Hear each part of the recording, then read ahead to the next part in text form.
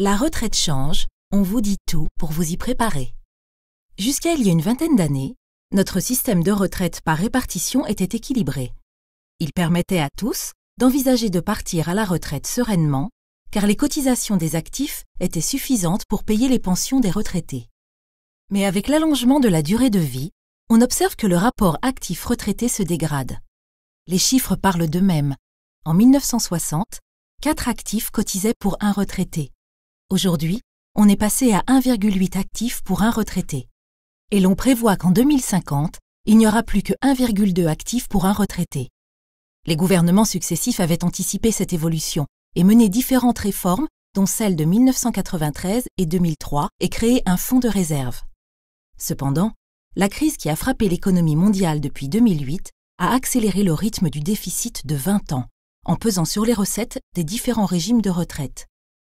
32 milliards d'euros de déficit en 2010, tous régimes confondus, soit 12% des dépenses de retraite financées à crédit, un niveau de déficit qui n'était attendu qu'en 2030.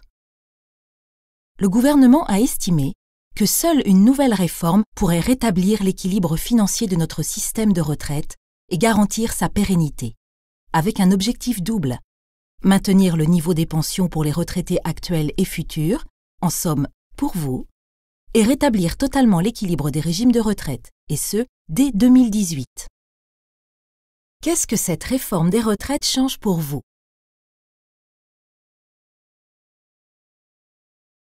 L'essentiel de cette réforme vise à allonger la durée d'activité.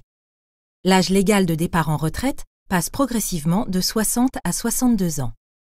L'âge de départ à taux plein passe progressivement de 65 à 67 ans. La durée de cotisation est augmentée progressivement. 165 trimestres pour les personnes nées en 1953 et 1954, et pour les générations suivantes. L'augmentation se fera sans qu'il soit nécessaire de voter une nouvelle loi. Mais cette réforme prévoit aussi l'instauration d'un système de départ anticipé à 60 ans pour pénibilité, la possibilité de départ entre 58 et 60 ans pour les personnes ayant commencé à travailler avant 18 ans, le renforcement de l'information des assurés sur les retraites, l'alimentation des dispositifs d'épargne retraite par des jours de repos, et tout un ensemble de mesures visant à renforcer la solidarité et l'équité entre tous. Pourquoi alors est-il nécessaire de compléter ses revenus à la retraite?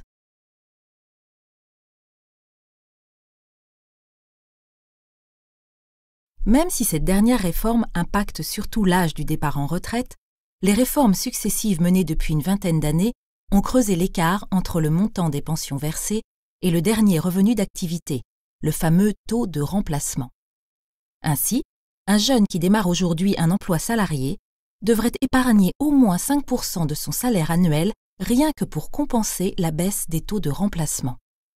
C'est donc pour cela qu'il faut commencer à épargner le plus tôt possible en vue de se constituer un patrimoine et ou une retraite complémentaire pour maintenir son niveau de vie à la retraite.